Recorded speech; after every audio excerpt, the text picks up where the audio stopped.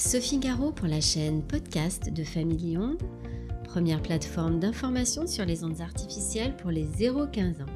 Et bienvenue dans notre chronique Actu de ce jour sur le thème les écrans, ados et parents, tous accros. Consoles, tablettes, smartphones, internet, alors que les nouvelles technologies font de plus en plus partie de notre quotidien, il est essentiel d'informer les familles des effets de la surexposition des écrans, mais pas que cela, sur la santé et les précautions d'usage à respecter. Quels sont les signaux d'alerte? Comment identifier les causes profondes de cette addiction? Nous vous dévoilerons aussi nos conseils et petites astuces anti-excès. Dans toutes nos chroniques, vous trouverez systématiquement un sujet traité avec des conseils pratiques et des solutions adaptées. Pour tout complément d'information, vous pouvez aussi me contacter via notre site internet www.familyondes.fr.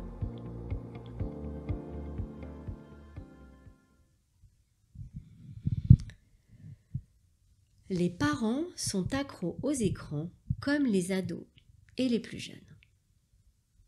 Les écrans ont envahi notre quotidien dans notre environnement professionnel et familial.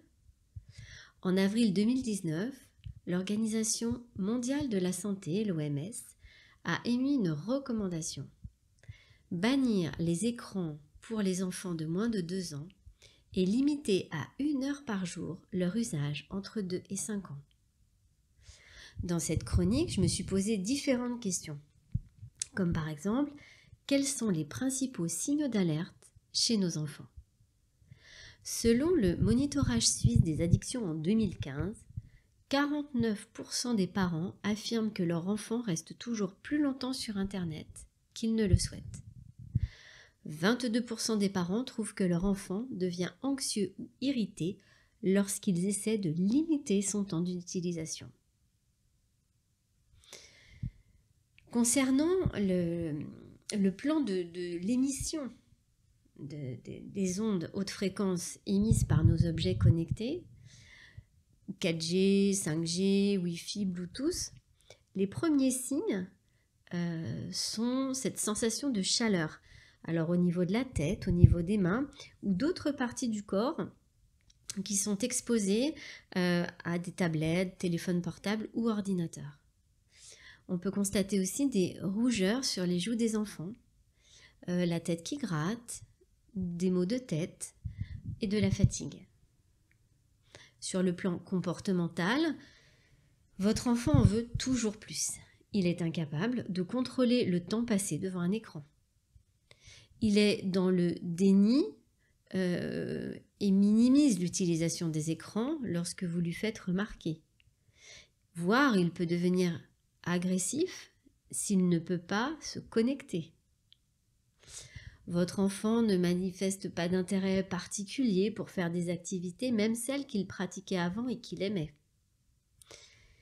Il se sent comme déprimé quand il est loin des écrans. Il n'arrive pas à se poser et se reposer. Il est de plus en plus fatigué, agité, irritable et bien moins curieux des choses de la vie et de son environnement. Cela peut aussi avoir une répercussion au niveau de l'école. Il est aussi moins concentré et ça s'en ressent.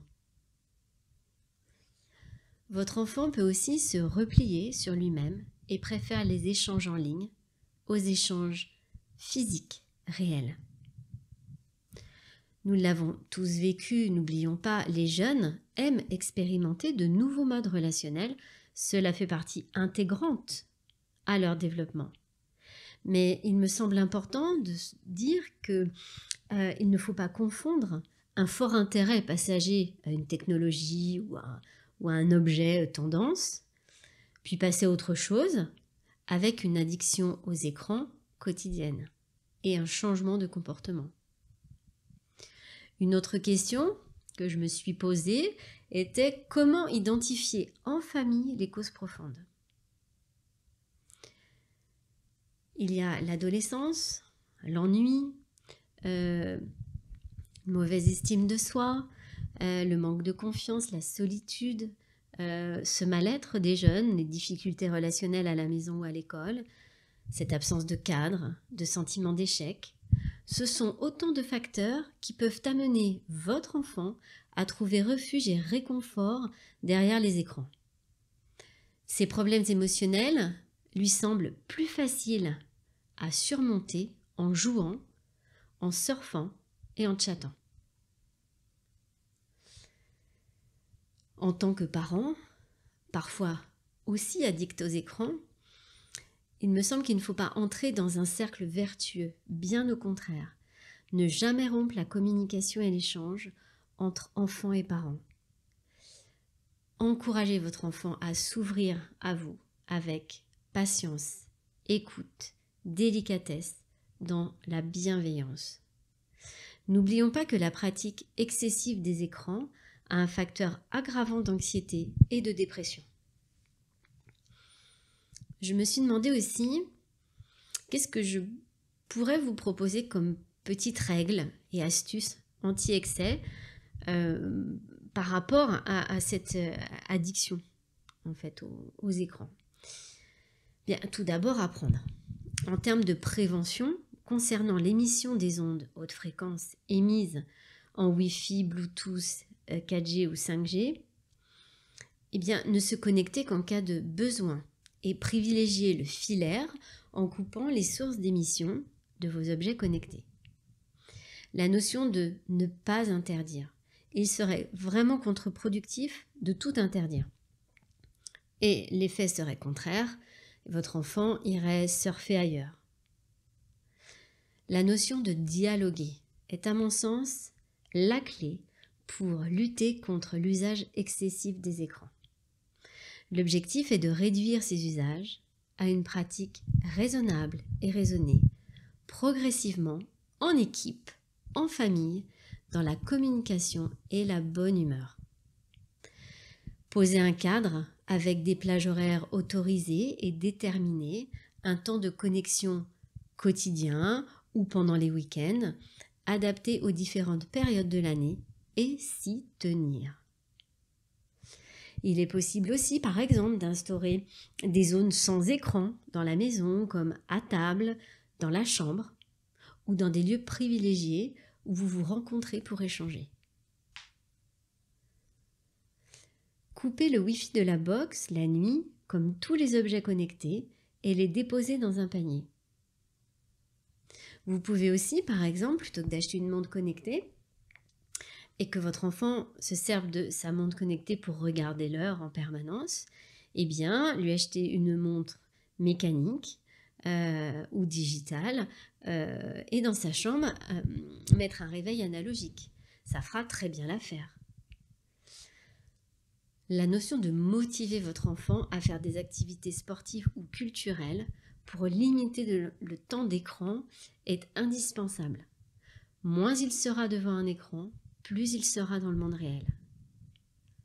Et puis, participer à des activités avec lui pour lui montrer que vous lui portez de l'intérêt, pour vous retrouver et créer le lien familial.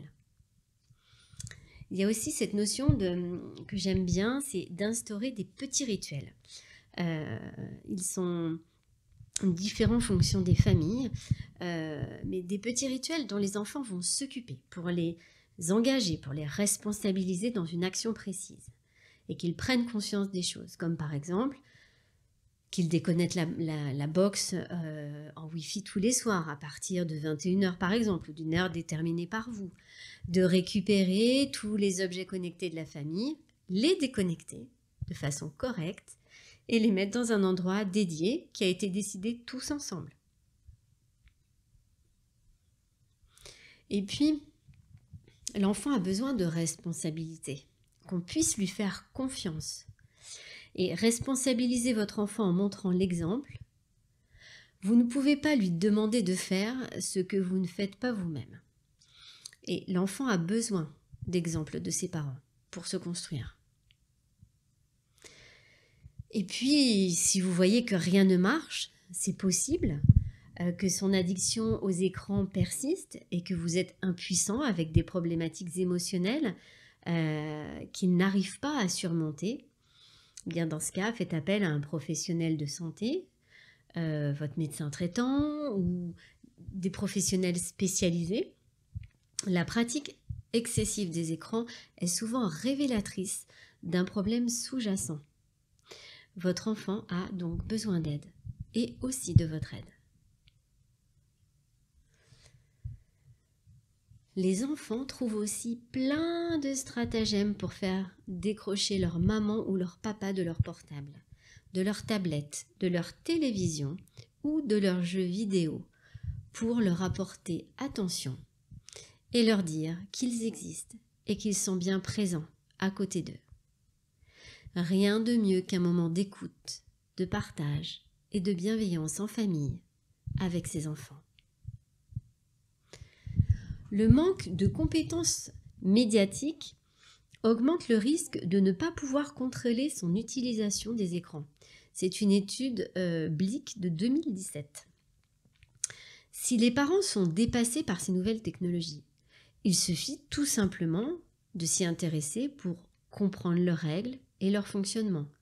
Plutôt que de dire que ces technologies sont dédiées aux enfants et que l'on n'y comprend rien, il me semble que s'y intéresser, c'est aussi s'intéresser à nos enfants et la relation que l'on souhaite avec eux. C'est peut-être cela, le nouveau fonctionnement des familles pour vivre avec son temps, tous ensemble, en toute connaissance, pour éduquer nos enfants aux médias, adaptés à chaque stade de son évolution et de son développement, et favoriser un usage numérique responsable et critique, tous en famille. Et si on se déconnectait un petit moment pour retrouver l'essentiel, l'indépendance d'esprit, la créativité et les liens entre humains. Eh bien, merci pour votre écoute. J'espère que cette chronique vous aura permis d'avoir un autre regard sur l'addiction aux écrans et la relation entre parents et enfants. La démarche initiée par l'association Famille Onde est la voie de l'avenir si l'on veut protéger nos enfants des ondes artificielles créées par l'homme, leur laisser un monde durable et une société responsable. Notre association a pour objectif d'informer sur les enjeux des ondes artificielles, sensibiliser le grand public sur l'impact qu'elles ont sur notre environnement urbain, familial et scolaire. Créer des projets éducatifs et des supports pédagogiques et organiser des conférences et des ateliers. Si vous voulez me contacter par mail, consultez directement notre site www.familionde.fr. Je vous dis à très bientôt sur notre chaîne podcast.